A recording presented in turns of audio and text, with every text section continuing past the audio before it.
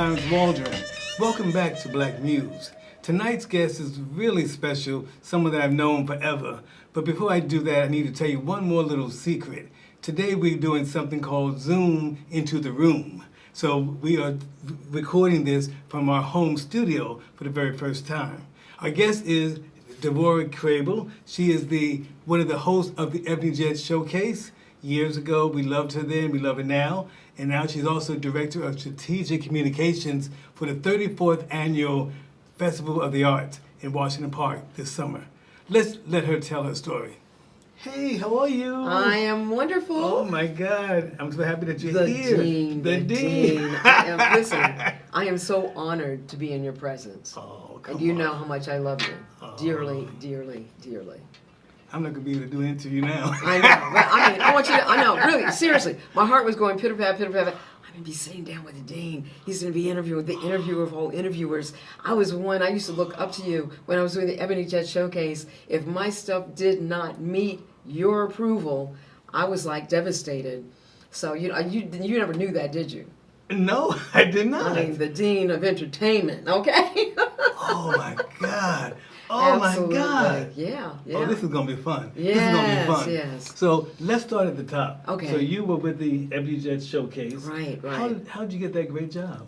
You know, it's really pretty magical. And I was working in Washington, D.C. with NBC, News Talk Radio at the time. And I was also doing a little moonlighting, okay? Because I always wanted to transition into television. So I was at Howard University, then it was WHMM-TV. And I was co-hosting a television program called Common Sense. It was a consumer affairs program. So my co-host was a reporter for Black Enterprise magazine. His wife went into labor, and he was scheduled to do the interview with John H. Johnson. He was coming into town. John H. Johnson, he was going to do this interview. We were prepping for it like crazy. And his wife goes into labor. So they call me over to NBC. You're on. Oh. You have to do the interview with John H. Johnson. And I said, you've got to be kidding me. But let me wind back the video, because a year prior to that, I used to watch the Ebony Jet Showcase with Tom Joyner. And I said, that show is mine. I am going to be doing that show. So when the call came to interview John H. Johnson, I was like, oh my God. I went in, I did one of my grandma's tricks. I stuffed toilet paper in my mouth, and I called and said, I'm sick, I can't come in today. Okay. And then I went in and I did the interview with Mr. Johnson. And it was amazing, because we went through the whole interview. And at the end of the interview, he said, how would you like to come to Chicago? I said, come to Chicago? When? Okay. To do what? To host my television show. Now, I melted right there in the chair. You had to. I melted. You had to. Oh, yeah. Oh. So I came to Chicago. It was on Good Friday, and it was snowing. And Mr. Bellamy, you remember Mr. Bellamy used to work with Dick Gregory? Yes. He was at the airport, saw me looking distraught. Did not know this man, but show you how things have changed over the years. Yeah. He says, you look distraught. Let me show you how to get back to the city and get the cab and what have you. So we wound up sharing a cab back to Johnson Publishing Company, and that is how I got to Chicago. I never knew that. I never heard that. Isn't that amazing? Okay. So, and you forget, right? When you're young and you just are so aspirational and you're willing to open up yourself to all things that are possible. And I didn't understand anything about manifestation, but that's what it was. When I planted the seed of saying, I am one day going to be doing this show, that was the beginning of the manifestation. Amazing. Yeah. Amazing. Yeah. Amazing. So now, what did you like most about the Ebony Jet Showcase? Wow. What did you I like mean, there was most? so much, so many fond memories. I used to love just the work sessions with Mr. Johnson because you learned so much from him. And he was so committed to Black people and telling our stories. And not just telling our story, but the greatness of who we are. He was committed to telling the greatness of who we are. You know. Absolutely. You I mean, come on. Absolutely. I was reading your playbook, All right. okay? Yeah, all right. Fair enough. And so to hear him talk about how he wanted to make a difference in the world in terms of racism and discrimination by leveling the playing field, letting people know that Black people had the same values, mores, expectations, aspirations as everyone else. And not only do we have those, but we're doing it in a major way. Major. And so showing the world who we are was what he was committed to. And so forever I'll be indebted to him for sharing with me the importance of telling our story. And while I've had a career of telling stories, that's all I've been doing all my life, right? As a news reporter in Washington, D.C. with WRC Radio, working with Kathy Liggins Hughes with her flagship station on WOL, and then coming here to Chicago with John H. Johnson, the House of Johnson, and then I go over and do radio again with Melody Spann and WVON, right? Absolutely. The voice of the Negro, the voice of the nation, Yeah, right? yeah.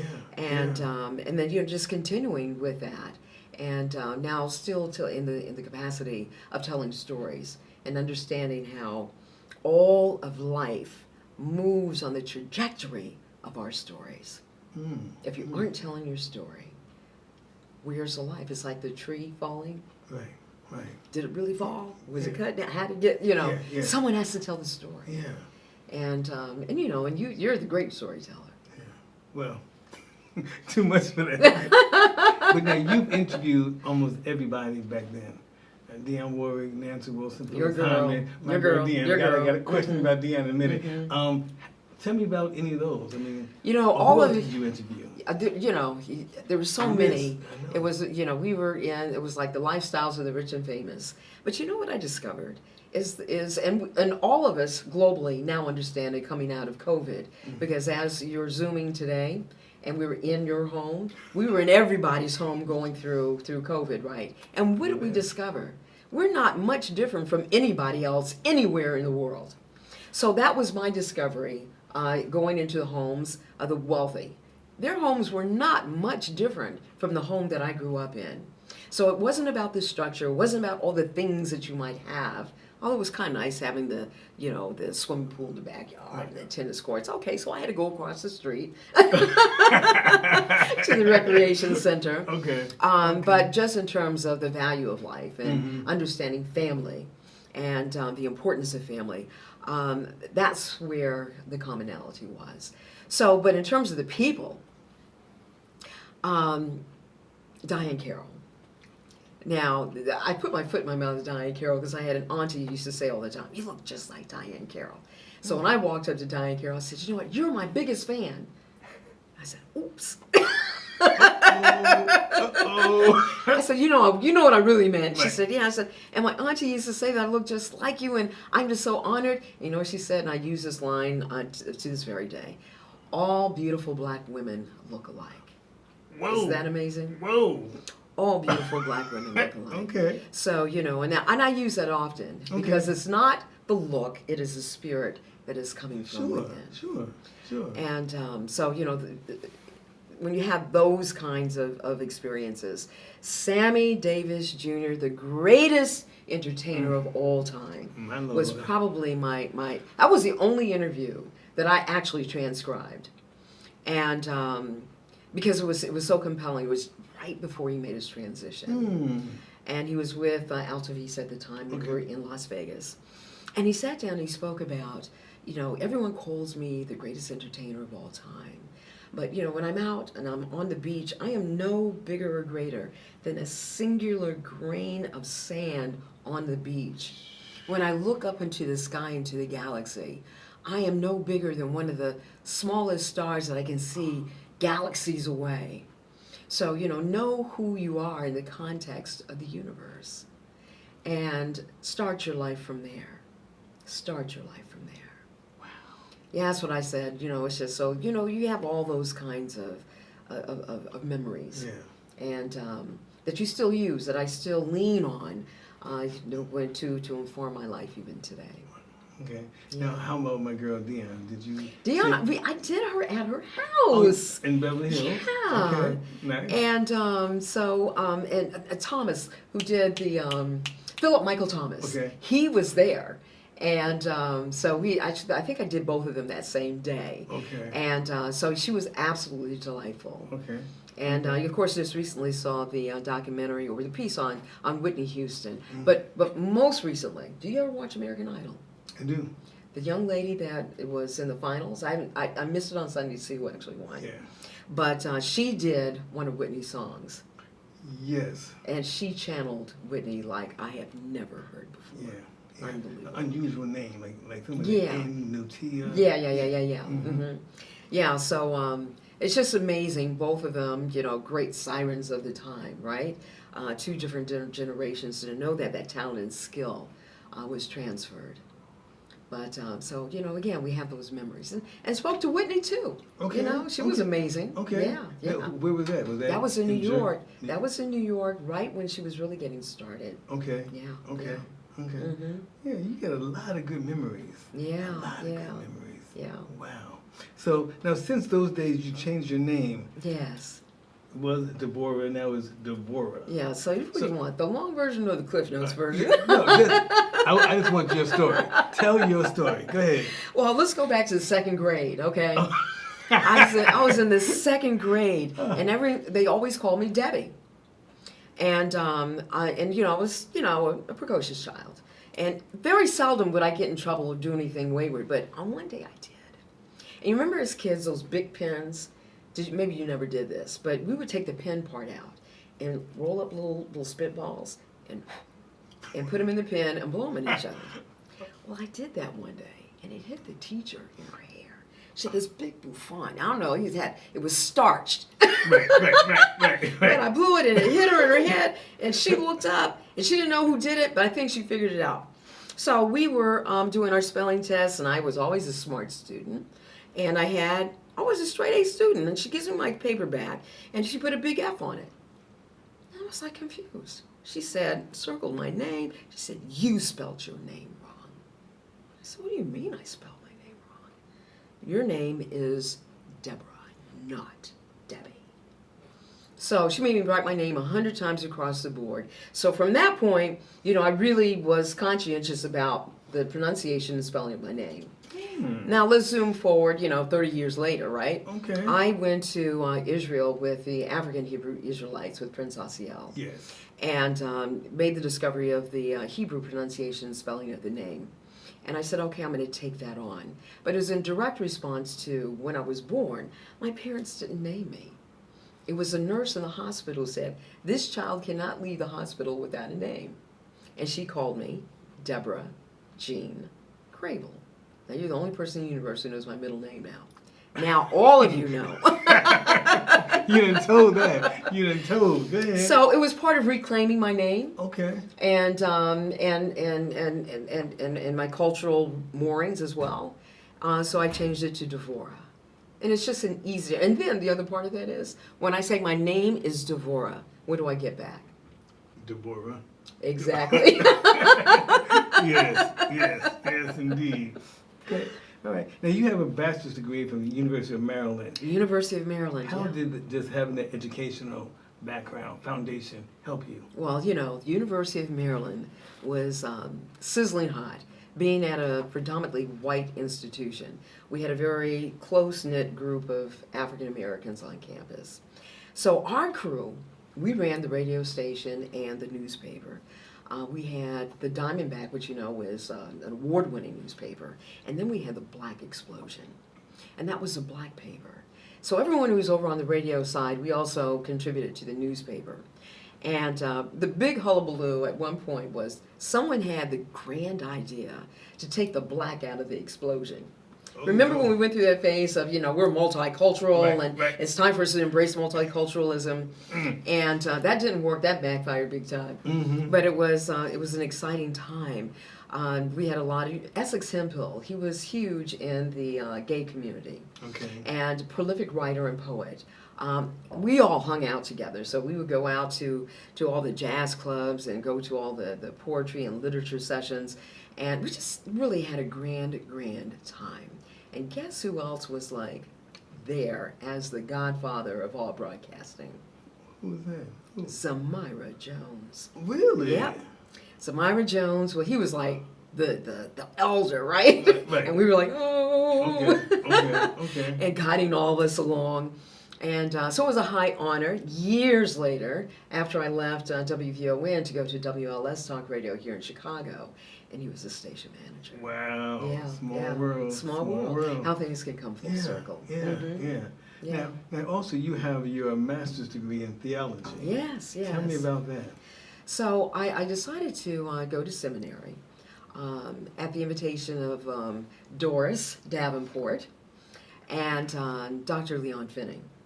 I was having breakfast with Doris one day over in Hyde Park, and Dr. Finning came over. He was running the African American Leadership Program, and it was a portal for African Americans to come in and to learn about Black theology. And to be able to take that back into community, to understand how theology plays a significant role in building community. I went because at the time I was at WVON Radio, and WVON Radio, Black Talk Radio, is unlike any other radio, because I also did the general market at WLS. That was all entertainment. But on WVON, it was real. People were coming, and it was like the altar of the airwaves. They brought everything there. And I wanted to be able to speak to the place of core belief to evoke a sense of transformation so I could spark that light inside of conversation. And that's why I went to seminary. And did it work? Yeah, it did. It did. I have a whole nother spin on religion, but it deepened my faith and left me questioning religion. But, Okay. But it's okay. It's all good. It's all good. It all has its part. Okay. Absolutely. Yeah. You're such a storyteller. Even right now, the way you tell your stories, I love it. But a storyteller as a professional. You did a film that you used your cell phone. Can you tell me about that? I got my cell phone. It wasn't this one. It wasn't this one. It won an award. Yeah, I did. It was at the University of Chicago, the Digital Storytelling Initiative. And so I found out about it through another friend who had gone through the program previously. And so there you learn how to tell stories. And again, wanting to lift up the stories of the African American community on the south side of Chicago, specifically. And so I went, and you could either do a documentary or do a narrative. I decided to do a narrative because I had never done that before. And then so Addie Wyatt, you remember Reverend Addie Wyatt? Absolutely. Sitting at her feet, she said, when you preach, this is when I was in seminary, you never preach about anything you don't know. And every writer, as you well know, you don't write about anything that you don't know about. Wow. Okay? And so you don't do a film about something you don't know about. Okay. So I decided to call from a life experience of working with a used car dealer and how things went around that. And I interviewed different people who had similar stories. So it wasn't just my story, it was an amalgamation of several stories. But as it unfolded, I had interactions with Chicago's underworld. And they were saying, well, look, we can solve your problem for you. If you want us to get this guy, we can do this. And I'm like, no. And this is what that little 5-minute piece is all about. But what did we discover inside of that? One 5-minute piece, which won the Avalon Film Festival down in Florida, Best Dark Comedy. It doesn't have to be a documentary for us to hear the realism of our story. It's a reflection, any art is a reflection of who we are and is an examination of our humanity, wherever it is in the art, from the greatest of who we are to the worst of who we are. But in this case, what I came to understand is that nothing was going to happen unless I said, go and do it, which gave me a whole new understanding about crime and what the triggers are for crime in our community. It doesn't happen unless we call for it. So, and the other part of that is understanding the role that we have inside of any story. There's no such thing as being an innocent bystander. Every time you walk out of the house in the morning, you're contributing to the story of that day. And what do we get at the end of the day? The eyewitness news. Right. We got stories from the crack of dawn until 11 o'clock at night. We live inside of our stories. So, you know, that's why when I talk to young people, I say, understand that the breath that you breathe right now and the actions that you take right now, you may not think they mean anything, but they do. They do. They matter. Everything matters. Yeah. So going back to John H. Johnson, the power of story. And the power of telling the story of victory, triumph over adversity, how we're able to pull through to let the best of who we are shine, or how do we even get to the best of us? I was watching Benjamin Button last night. If I look a little sleepy-eyed, I was like up all night because I was saying, oh, I can't believe this story. So he ages backwards. Yeah. And you know, I kind of fell asleep off and on, but I woke up at the important time when he says, you know, in life, live every moment. You always have an opportunity to relive and be who you want to be in any moment. That took me back to when I was in New York with the Alvin Ailey Dance Company. And I was sitting there in the audience, and the gentleman that I was talking, I can't even remember who it was, we were just having a conversation. And he said to me then, he said, decide who you want to be and be that perfectly. And know at any given time, you can change that. But to always lend absolute integrity and all of your life force energy into who you are in that moment. Wow. And it plays out powerfully. Yeah. Absolutely. Wow. Yeah. And you also received many awards.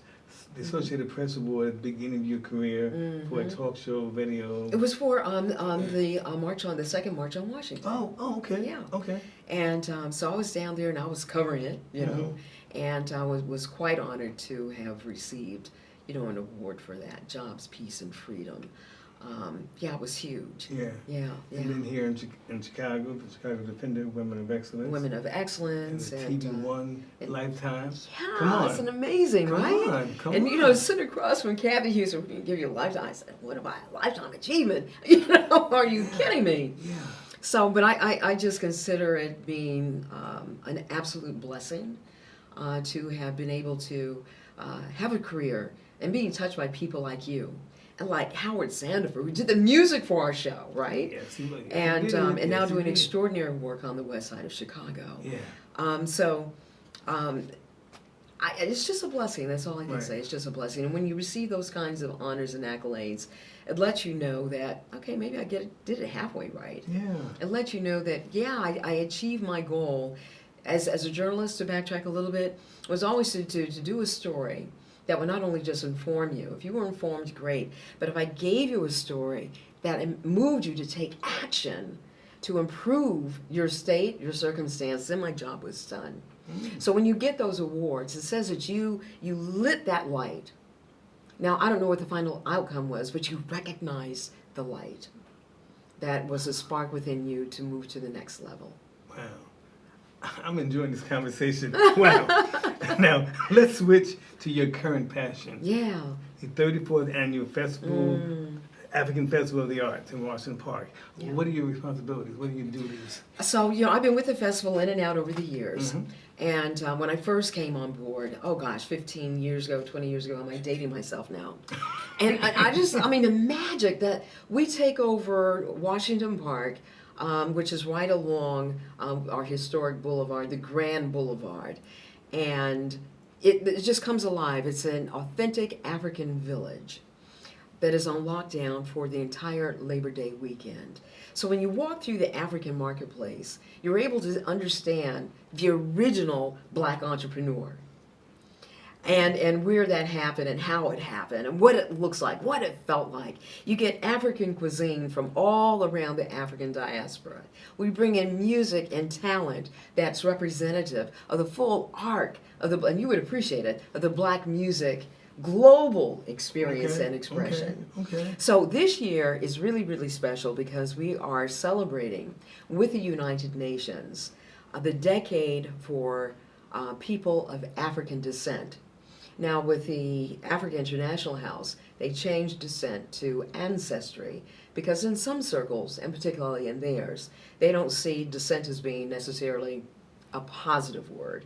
But ancestry is accurate and speaks to the truth of who we are as a people. Okay. So under that umbrella, it's like, what do we do? Who are we? And again, if I can reflect back on the COVID experience, and understanding our world view of self and our responsibility as global citizens, because that became very real, clear, and present. Everybody understood what the young people already understand based on their life on these cell phones, right? They're not just trapped here in Chicago. They're all over the world. And I spoke to Nico,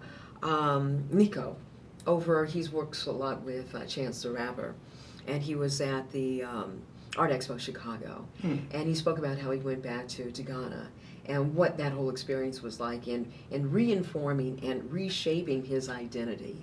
So this year at the festival, it is my full expectation that we're going to be able to engage those kinds of conversations, and maybe that'll make a difference in terms of what we're experiencing in our communities, in terms of addressing the violence, and how we can ourselves take ownership and be the architects of designing the communities that we see in Washington Park that are truly African-centered, embracing those values, embracing and our elders. We venerate the elders in the African tradition there, and I don't think we do that enough here. And I think we lose a lot by not doing that. So hopefully we can restore the things that work and put in check the things that don't work.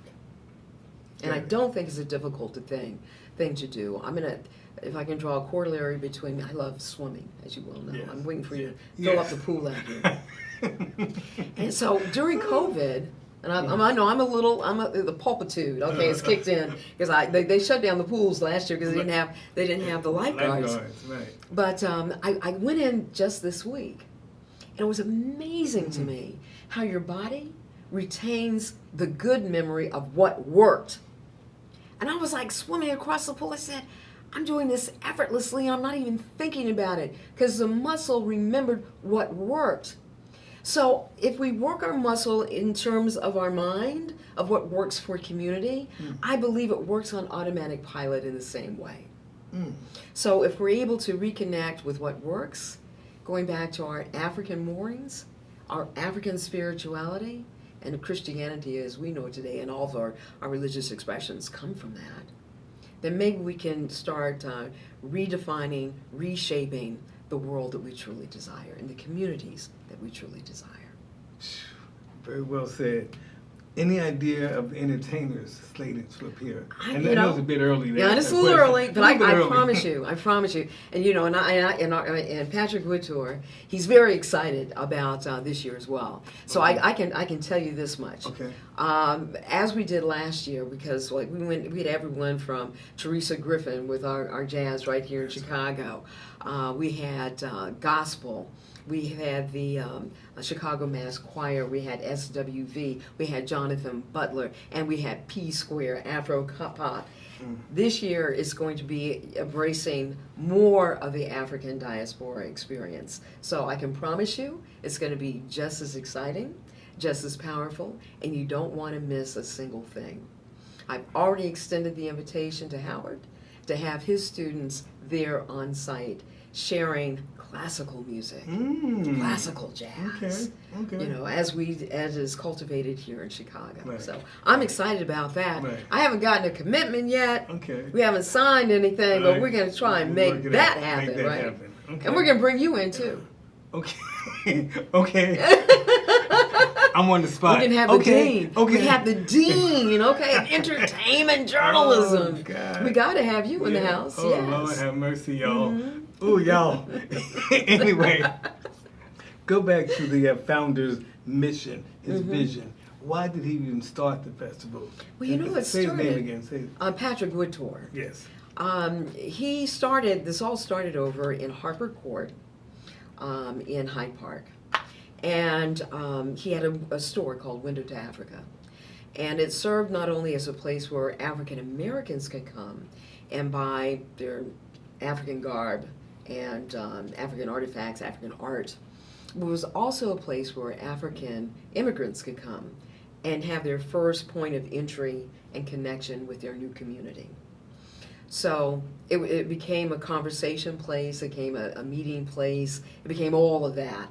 And then it became too big. Okay. So it outgrew itself. Yeah. So it kind of moved around to different spots, you know, to the park that's right there off of Lakeshore Drive and 47th Street. They were over at the Museum of Science and Industry. We were over at the DeSable Museum for several years. And we finally made our way to our quasi-permanent home, which is in Washington Park, and they've been there for over 15, maybe even 20 years now. Yeah. So it's grown, and now we're in that phase of even redefining the festival, so it maintains its relevancy for this new generation that is coming through.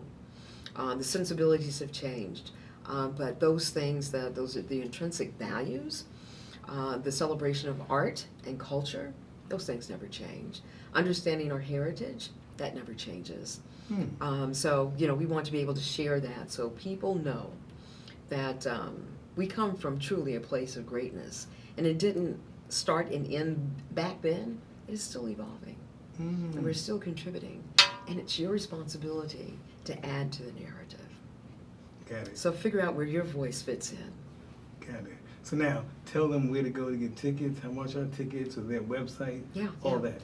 So to get information about the 34th Annual African Festival of the Arts, you can go to www.aihusa.org, or you can go to africanfestivalchicago.com. And may I also add that Africa International House is recognized as a Chicago cultural treasure. So they've done a lot of good work. Yeah. Nice. So before you go away, I've got to ask you this question, and I always do this. This is the Black Muse video podcast. Yeah. I always ask people, who inspired you? You. Oh, no. No, I did not. No, What made you think you didn't know? We're going to cut that out. No, leave that in. No. I mean, come on, trained by McNeil Lear, come on. You knew that? Yeah, I knew that. But I'm going to tell you, you know, you are my inspiration now for overcoming just an insurmountable, you know, event in your life, okay? True. And so when we talk about overcoming adversity and hardship, you know, you are the one. So you need to know that you indeed are my inspiration around that. I mean, because, you know, even I went through a similar thing. You never know when life is going to change. Yes, that's very true. I'm driving down Lakeshore Drive and all of a sudden I couldn't see. You wake up one day and all of a sudden you can't move. Know that life is just that fragile. And so it's very important for you to live life to its fullest every single moment, because you don't know what's going to happen in the next second. But I will say this, Renee Poussaint, a journalist out of Washington, D.C., one of the first black anchor women, was one of my muses. Barbara Jordan, stateswoman out of Texas. Oh, yes.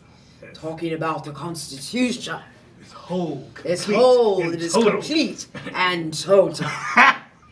I would go out of my way, you know, to find where she was speaking. Okay, that woman was just beyond amazing. Yes. And of course the poet Maury Evans, who gave us "I Am a Black Woman," strong, impervious, indestructible, defying time and space and circumstance. And I am paraphrasing. But look upon me and be renewed as I look upon you, and I am renewed. Wow. I am done. We are done. Thank you all for tuning in. Be sure to click like and subscribe. Click like and subscribe. This is some good stuff here. Yeah, this you're is a good good stuff. conversation. You're good. Oh my God, y'all. Yeah. Thank you. All right, I'm well, honored. thank I am you. honored. Wow. You know, and I was nervous. I said, Did I pass? Did I get a good grade? Oh God, this has been great.